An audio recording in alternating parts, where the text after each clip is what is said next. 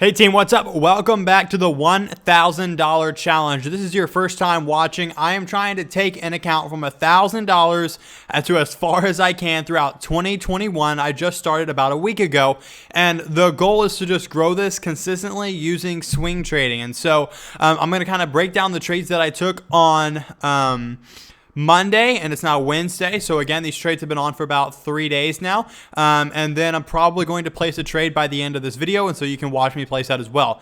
Anyways, guys, let me explain what's going on here. So as you can see, the current account balance is $991. So again, we're kind of floating around here, but when I break it down, you'll see that I'm actually only down about $3, so it's probably around $997, and I'll explain that. All right, so the two different trades that I took this week were eBay. eBay came up as a great buy on the software. If you're wondering what that is, I'll break that down here in a second.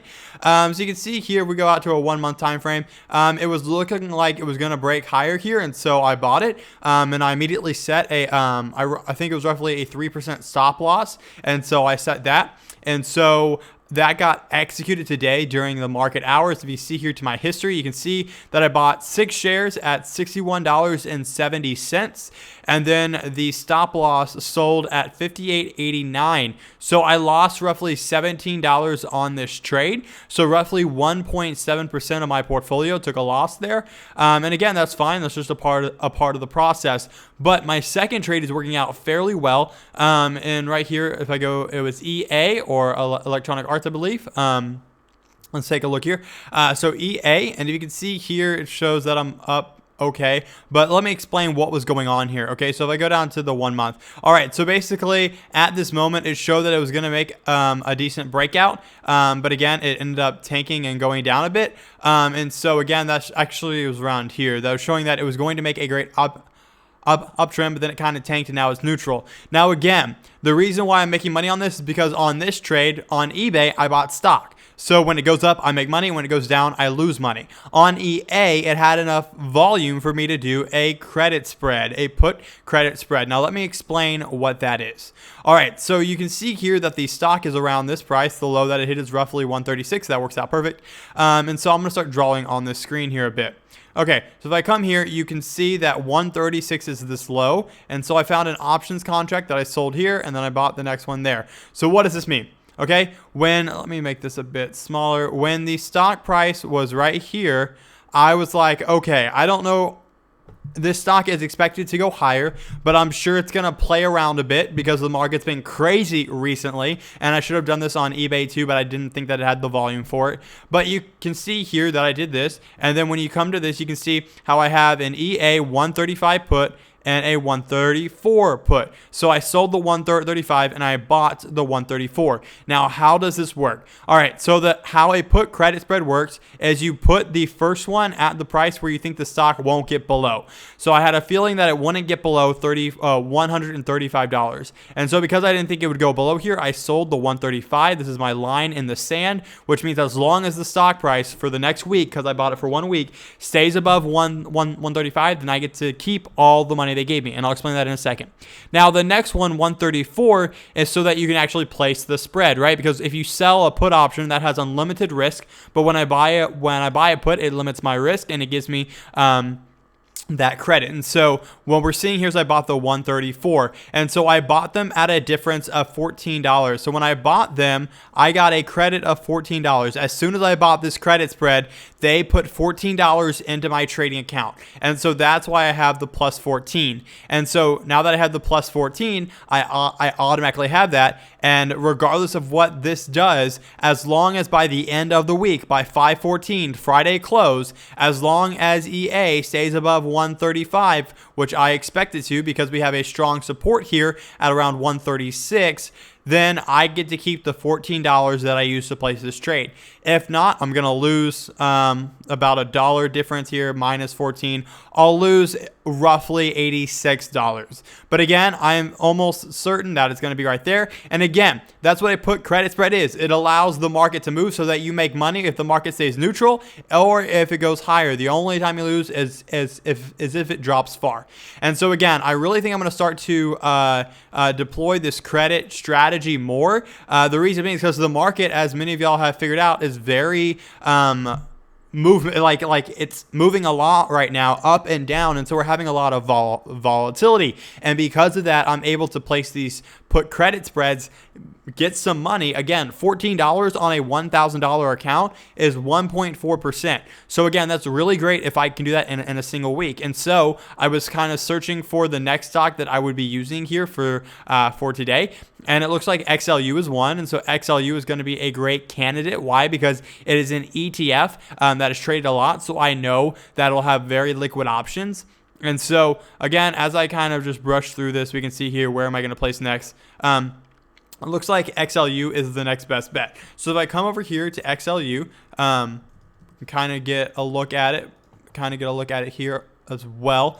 Again, this software is the Impeccable Stocks software. It is what I use for swing trading. It has based on a trend following approach that works, and so we're going to use these to kind of get in. And so as you can see here, we're having a bit of a dip today, but long term we are in an uptrend. If we want to view the candles here, you can see we're very red, and so again, it may not be the best, but I do want to place a trade for you guys so that you know how to place these put credit spreads on a Robinhood account. But again, if I can get that credit, if I can sell a put around 62, 61, then that means I have this far for it to drop until I start losing money, and so that may be something great that we'll look into. Again, now that we're on XLU, we can kind of look at the options and see if we can do that. So again, the levels we were looking at here is around $62, $61. Amazing if I could do 59, but I probably can't collect enough money for that.